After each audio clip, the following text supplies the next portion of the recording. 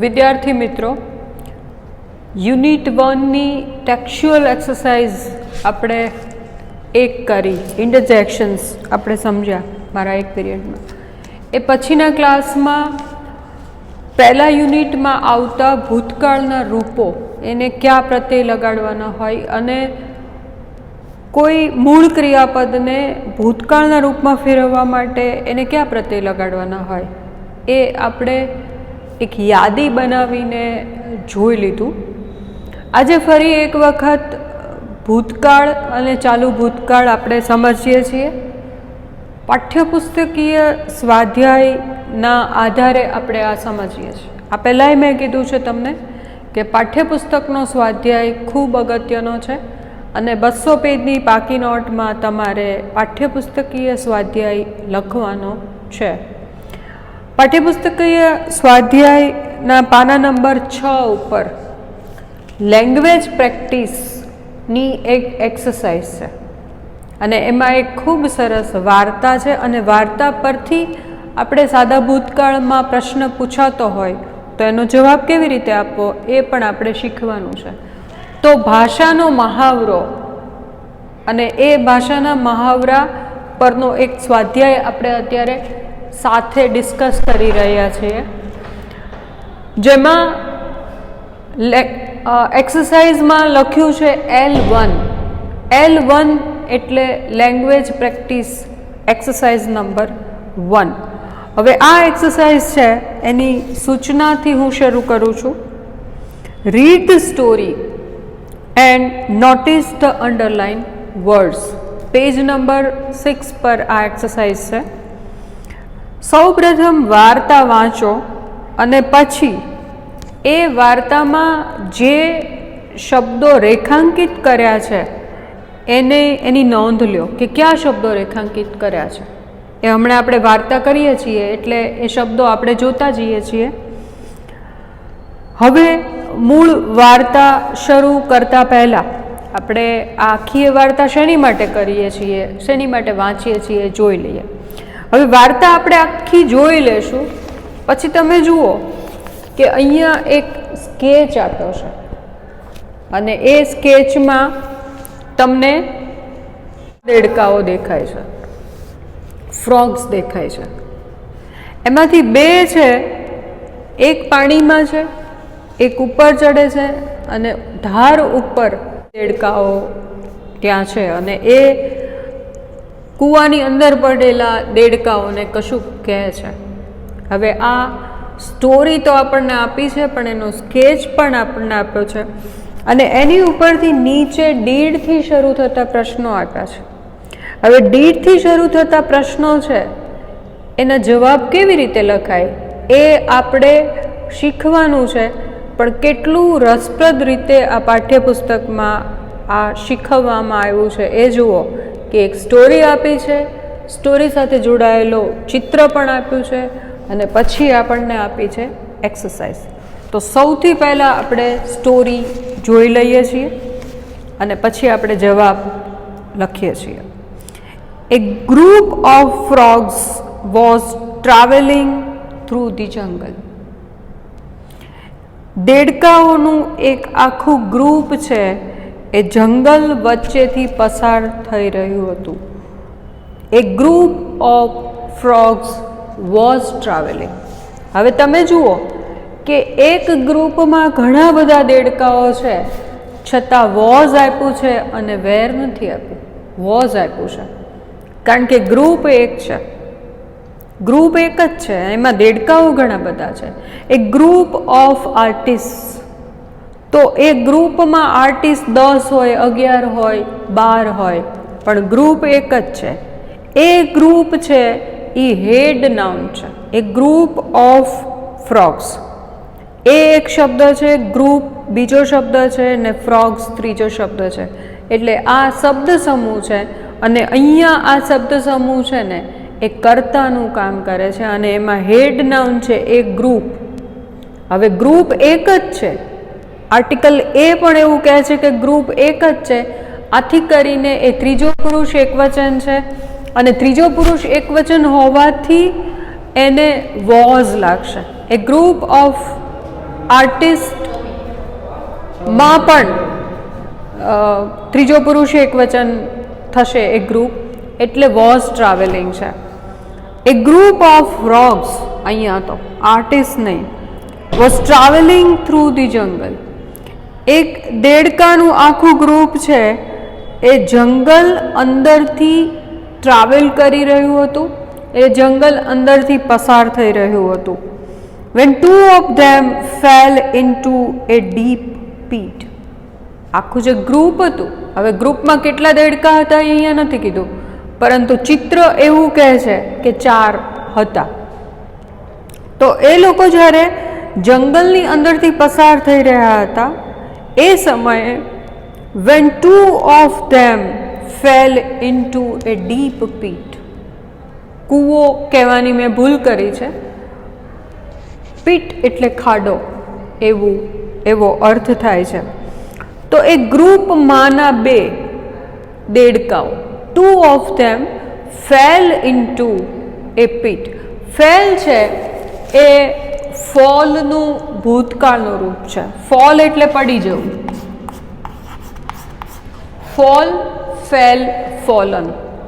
તો એમાંના 2 દેડકાઓ છે એ એક ખાબોચિયામાં, પાણીવાળા કે ખાડામાં, દે ફેલ ઇન્ટુ, તે અંદર પડી ગયા, ઇન્ટુ એ ડીપ પીટ. અને એ ખાડો છે એ ઊંડો હતો. એ ખાબોચિયું નહીં, પણ અહીંયા ખાડો જ આપ્યું છે, એ ખૂબ ઊંડો હતો. All the other frogs gathered around the pit. આખા ગ્રુપમાંથી 2 દેડકાઓ એ ખાડામાં, ઊંડા ખાડામાં પડ્યા, એટલે બાકીના બધા છે એ જે ખાડો હતો એની આસપાસ ભેગા થઈ ગયા.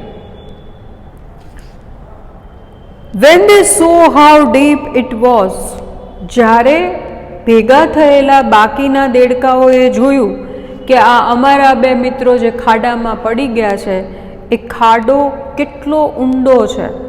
તો when they saw how deep it was, સો શબ્દ અંડરલાઈન કર્યો છે, અને સો છે એ SEE નું ભૂતકાળનું રૂપ છે. સી એટલે જોવું. તો અહીંયા દેડકાઓએ જોયું કે કેટલો બધો ઊંડો ખાડો છે. They told the 2 frogs that they were as good as dead. They told, they એટલે બાકીના દેડકાઓ, told એ ટેલનું ભૂતકાળનું રૂપ છે.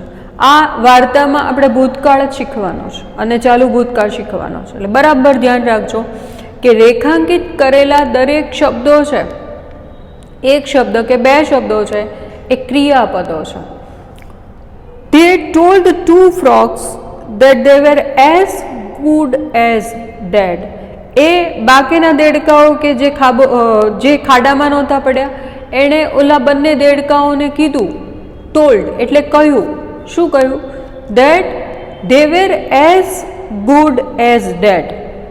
they were, વેર પણ અંડરલાઈન છે, અને વેર છે એ અંદર પડેલા દેડકાઓ 2 હતા, એટલે ભૂતકાળનું ટુ બીનું વોઝ વેરમાંથી વેર વાપરવું પડે, કારણ કે ધે એ ત્રીજો પુરુષ બહુવચન છે, એટલે અહીંયા વેર વાપર્યું છે.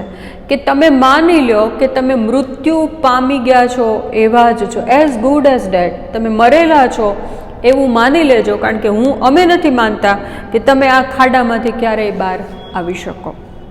નેક્સ્ટ ફકરો. The 2 frogs ignored the comments. Ignore કરવું એટલે કાનફરું કાઢવું, અવગણના કરવી, તો એ ઇગ્નોરનું ભૂતકાળનું રૂપ છે. આ બધી જે સમીક્ષા કે કોમેન્ટ્સ એવું આ બહાર રહેલા દેડકાઓ કરતા હતા કે તમે મરી ગયેલા છો એવું જ માની લો, હવે તમે ક્યારેય બહાર નહીં નીકળી શકો કારણ કે ખાડો બહુ ઊંડો છે. તો એવું જે બધું કહેવામાં આવતું હતું એ બધી કોમેન્ટ્સ છે એ અંદર પડેલા 2 દેડકાઓએ છે ને એની અવગણના કરી, એને ઇગ્નોર કર્યું. And tried to jump out of the pit with all their efforts. And tried underline છે, રેખાંકિત છે. ટ્રાઈડ છે એ ટ્રાયનું ભૂતકાળનું રૂપ છે. બહાર રહેલા દેડકાઓની કોઈ કોમેન્ટ સાંભળ્યા વગર એ લોકોએ શક્ય એટલા પ્રયત્નો કર્યા બહાર નીકળવા માટેના. They try to jump out of the pit. ખાડાની બહાર નીકળવા એ લોકોએ શક્ય એટલા મોટા કૂદકા માર્યા કે જેથી કરીને એ લોકો ઊંડા ખાડાની બહાર નીકળી શકે. The other frogs kept telling them not to try. બહાર રહેલા જે દેડકાઓ છે એ લોકોએ આ બંને અંદર પડેલાને કહેવાનું ચાલુ રાખ્યું કે તમે પ્રયત્ન જ ન કરો, કારણ કે તમે હવે માની લો કે તમે મરેલા જ છો. તો એમાં કેપ્ટ ટેલિંગ, એને કહેવાનું ચાલુ રાખ્યું. કેપ્ટ છે એ કીપનું ભૂતકાળનું રૂપ છે. કીપનું ભૂતકાળનું રૂપ થાય છે kept. As they were as good as dead. કારણ કે તમે મરેલા જેવા જ છો એટલે તમે બહાર નીકળવાનો પ્રયત્ન ન કરો એવું એ લોકોએ કહેવાનું ચાલુ રાખ્યું.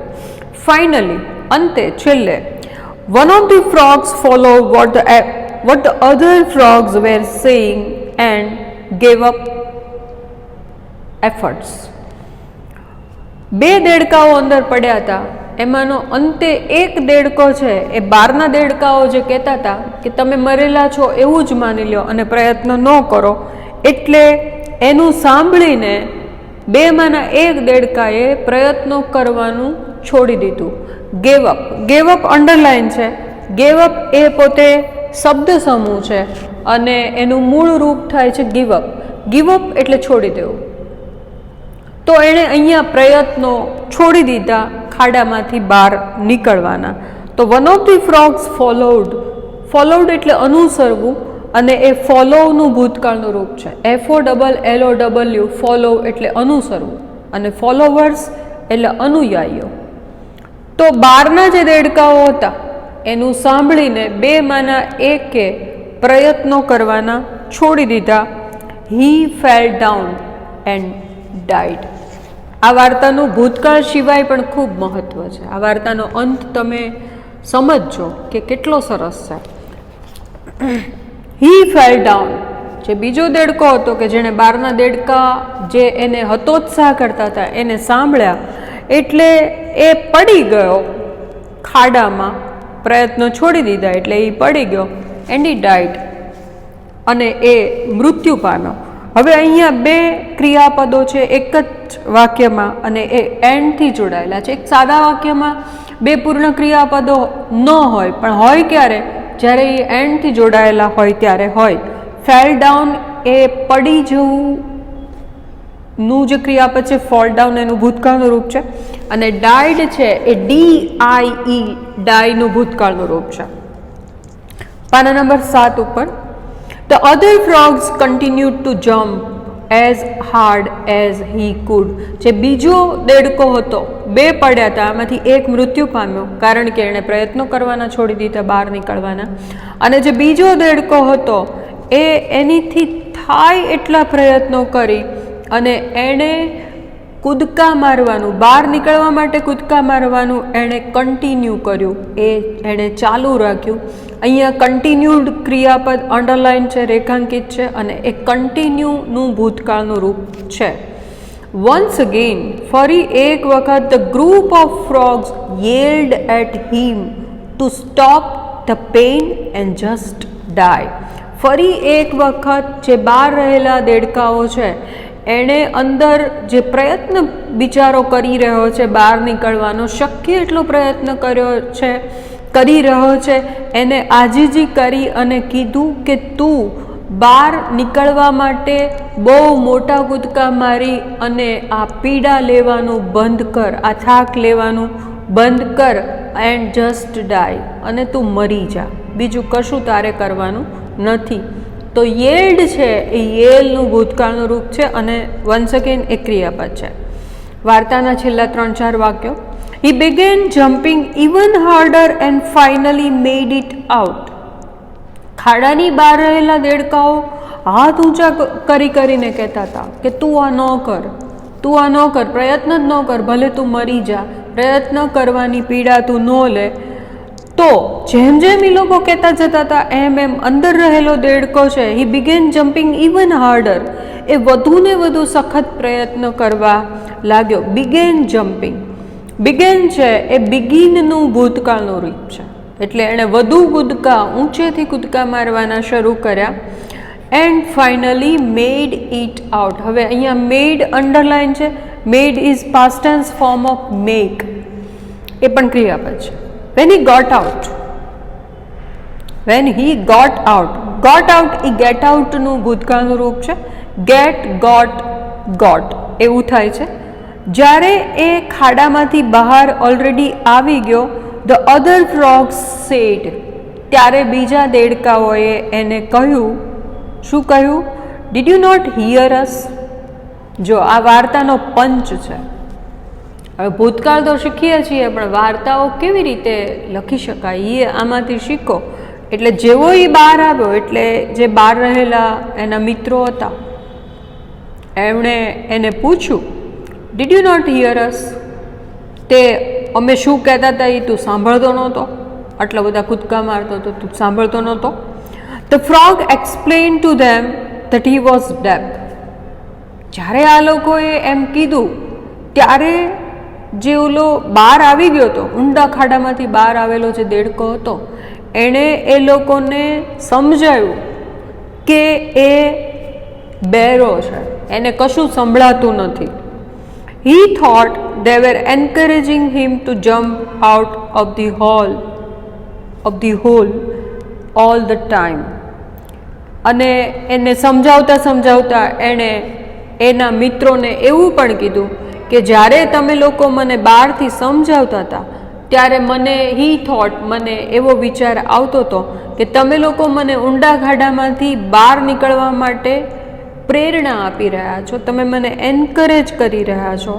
તો આમાં બે ક્રિયાપદો ફરી રેખાંકિત છે. થોટ, હી થોટ, થોટ એ થિંકનું ભૂતકાળ છે. અને વેર એન્કરેજિંગ એમાં ટુ બીનું વોઝ વેરમાંથી વેરનું રૂપ છે. અને આ ચાલુ ભૂતકાળ છે, વેર એન્કરેજિંગ.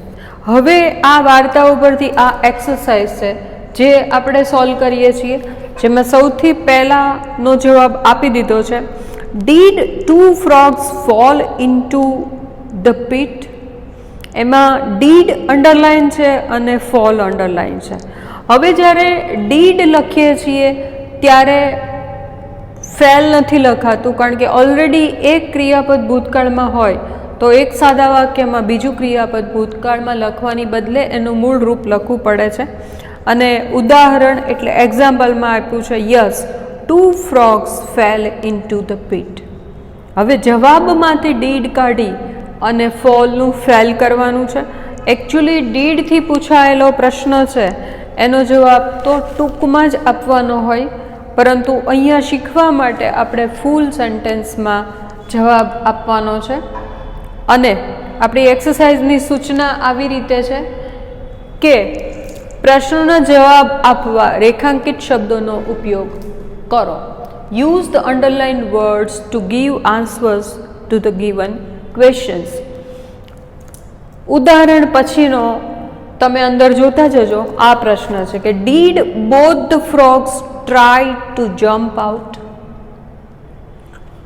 એનું ગુજરાતી આવું થાય છે કે શું બંને દેડકાઓએ બહાર નીકળવાનો પ્રયત્ન કર્યો હતો? આ ડીડ છે પ્રશ્નમાં, એટલે અહીંયા ટ્રાય આવશે, ટ્રાઈડ નહીં આવે. પરંતુ જ્યારે આપણે એનો જવાબ આપીએ છીએ ત્યારે એનો જવાબ જુઓ, yes, both the frogs tried to jump out. હવે જવાબમાંથી ડીડ નીકળી જશે, કારણ કે આ વાક્ય નકારવાચક વાક્ય નથી. જો આ વાક્ય નકારવાચક હોત તો ડીડ આવત. માનો કે આવું હોત, no, both the frogs did not try to jump out, તો અહીંયા થઈ જશે ટ્રાય. હવે આ ટ્રાય છે એમાં છેલ્લે વાય છે, વાય આગળ વ્યંજન છે, એટલે વાયનો આઈ થઈ અને ઈડી લાગશે. એ આપણે છેલ્લી યાદીમાં જોયું હતું. કેરીનું કેરીડ થાય છે, મેરીનું મેરીડ થાય છે, ટ્રાયનું ટ્રાઇડ થાય છે. આનો ટૂંકમાં જવાબ પણ આવી શકે, did both the frogs try to jump out? No, they didn't. અથવા તો યસ, ધે ડીડ. પરંતુ અહીંયા જવાબ છે યસ, ધે ડીડ. વ્યવહારમાં તો ઉલટ પ્રશ્ન છે. આ ડીડ થી શરૂ થતા બધા જ પ્રશ્નો છે એને ગુજરાતીમાં ઉલટ પ્રશ્ન કહેવાય છે. ઉલટ પ્રશ્ન એટલે ઇંગ્લિશમાં એને ઇન્વર્ઝન ક્વેશ્ચન્સ કહેવાય છે. માનો કે તમારામાંથી હું કોઈને એમ પૂછું કે આર યુ પરમ, તો તમે કહેશો યસ આઈ એમ. તમારે આખું વાક્ય કહેવાની જરૂર નથી કે યસ આઈ એમ પરમ. મને કોઈ પૂછે કે આર યુ એ ટીચર, તો હું એમ કહીશ કે યસ આઈ એમ. એમાં મારે yes I M A teacher એવું આખું કહેવાની જરૂર નથી. એને યસનો ક્વેશ્ચન્સ કહેવાય છે. તો આ ડીડથી શરૂ થતા પ્રશ્નો અહીંયા આપ્યા છે એ ભૂતકાળના ઉલટ પ્રશ્ન છે. અને ઉલટ પ્રશ્નને ઇંગ્લિશમાં યસનો ક્વેશ્ચન્સ કહેવાય છે, જેનો જવાબ હા કે નામાં આવે છે. એમાં આખો જવાબ આપવાની જરૂર નથી, પરંતુ અહીંયા તો આપણે જવાબ શીખી રહ્યા છીએ કે ડીડથી શરૂ થતો પ્રશ્ન હોય અને એનો આખા વાક્યમાં જ્યારે જવાબ લખવાનો થાય છે ત્યારે ક્રિયાપદને કેવી રીતે ક્યાં મૂકવામાં આવે છે. બીજો પ્રશ્ન છે, did the other frogs keep the two frogs telling not to try? શું ખાડામાં પડી ગયેલા બે સિવાયના દેડકાઓએ ખાડામાં પડેલા બે દેડકાઓને એવું સતત કહેતા હતા કે તમે પ્રયત્ન ન કરો? એનો જવાબ છે હા, એવું કહેતા હતા. તો અહીંયા ડીડ અંડરલાઈન છે અને કીપ અંડરલાઈન છે. કીપ એટલે આમ રાખવું એવો અર્થ થાય છે, પરંતુ અહીંયા એનો એવો અર્થ થતો નથી. કીપનું ભૂતકાળનું રૂપ થાય છે કેપ્ટ. હવે જવાબ હકારમાં છે એટલે જવાબમાં ડીડ નહીં આવે, એટલે અહીંયા કીપનું કેપ્ટ થઈ જશે. Keep kept kept. Yes, the other frogs kept telling the two frogs not to try. હવે જો આ જવાબ નકારમાં હોય તો no, the other frogs did not keep telling the other frogs not to try. Did the second frog stop jumping? ટૂંકો પ્રશ્ન છે. શું બીજા દેડકાએ કૂદકા મારવાનું ચાલુ રાખ્યું? હવે કયા અર્થમાં? પહેલો દેડકો મરી ગયો, પછી શું બીજા દેડકો જે એક બાકી હતો, બે અંદર પડ્યા હતા, તો બીજો જે બાકી હતો એને આપણે કહીએ છીએ the second frog. Stop jumping, એણે કૂદકા બહાર નીકળવા માટે કૂદકા મારવાનું બંધ કરી દીધું? તો એનો જવાબ છે ના, એણે બહાર નીકળવા માટે કૂદકા મારવાનું બંધ કર્યું નહોતું. જુઓ એનો જવાબ છે. હવે આ બધા પ્રશ્નોમાં પહેલી વખત નોમાં જવાબ છે નો. નો પછી એક પોઝ આપવાનો છે, સેકન્ડ માટે અટકવાનું છે. The second frog did not stop jumping. હવે જુઓ અહીંયા જવાબ નકારમાં છે એટલે ડીડન્ટ આવ્યું, અને ડીડન્ટ આવ્યું એટલે અહીંયા સ્ટોપ થયું. જો યસમાં હોત જવાબ તો જવાબ હોત સ્ટોપ્ડ, પણ જવાબ યસમાં નથી, નોમાં છે. તો આની સાથે એ સમજો છો કે ભૂતકાળમાં નકાર જવાબમાં ડીડ નોટ જ્યારે મુકાય છે ત્યારે ક્રિયાપદ ભૂતકાળના રૂપમાં ફેરવાતું નથી. ડીડ નોટ સ્ટોપ એ જવાબ છે. Did the second frog listen?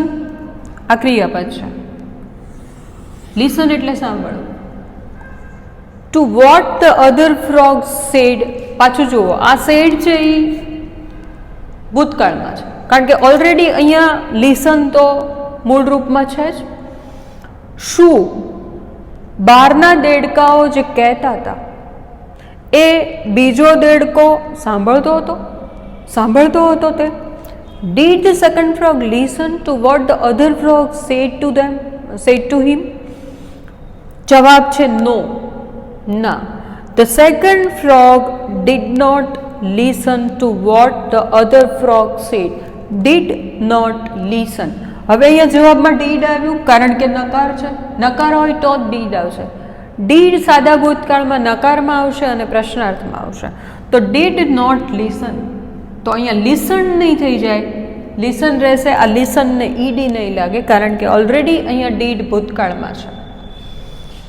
છેલ્લો પ્રશ્ન, did the second frog explain that he was deaf?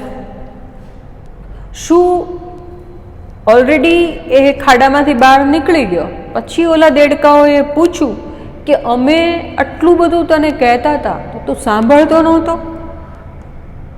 તો અહીંયા did the second frog explain that he was deaf? હવે હતું એવું વાર્તામાં કે જે બીજો દેડકો હતો કે જે આ લોકો ખૂબ કહેતા હતા તોય કૂદકા મારતો હતો બહાર નીકળવા માટે, એ બહેરો હતો.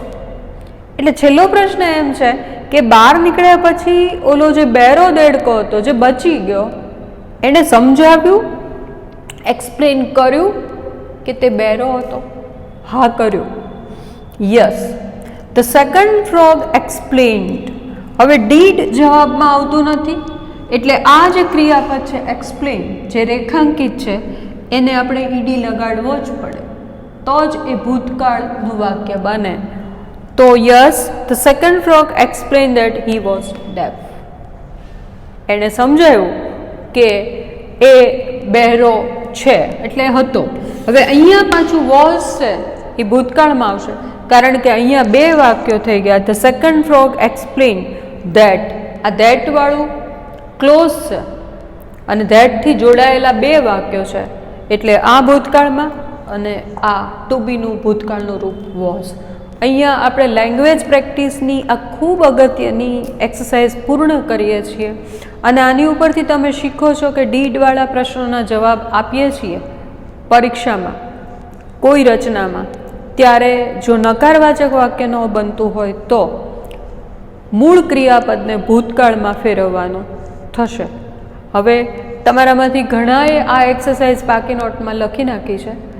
ફરી એક વખત હોમવર્ક સમજી લઈએ કે યુનિટ 1નો પાઠ્યપુસ્તકીય સ્વાધ્યાય છે એ 200 પેજની પાકી નોટમાં લખવાનો છે અને પૂર્ણ કરવાનો છે. અને એનો આગ્રહ આપણે એટલે રાખવાનો છે કારણ કે આ ટેક્સ્ચ્યુઅલ એક્સરસાઇઝ કરવાથી તમારી લેંગ્વેજ પ્રેક્ટિસ વધશે અને જેટલી તમે ભાષાની પ્રેક્ટિસ કરશો એટલું અંગ્રેજી સારું થશે અને પરીક્ષામાં ખૂબ સારા માર્કે તમે પાસ થશો. બીજું લેક્ચર લઉં ત્યાં સુધી તમે આની સાથે જોડાયેલો જે ભૂતકાળ છે એ ઘરે સમજી લો છો. અને આ મારું લેક્ચર પૂર્ણ થાય ત્યારે તમારે કયું ગ્રામર લેવું અને સ્વાધ્યાય પોથીની વાત હું આપ સૌને કહી દઈશ. સ્વાધ્યાય પોથી લેવાની જ છે અને એક સરખું ગ્રામર રહે એટલે હું તમને આ વિડીયોના અંતે કહું છું કે કયું ગ્રામર લેવાનું છે તમારે. હવે પછીના લેક્ચરમાં આપણે મળીએ છીએ. ત્યાં સુધી સૌને ગુડ બાય. Thank you.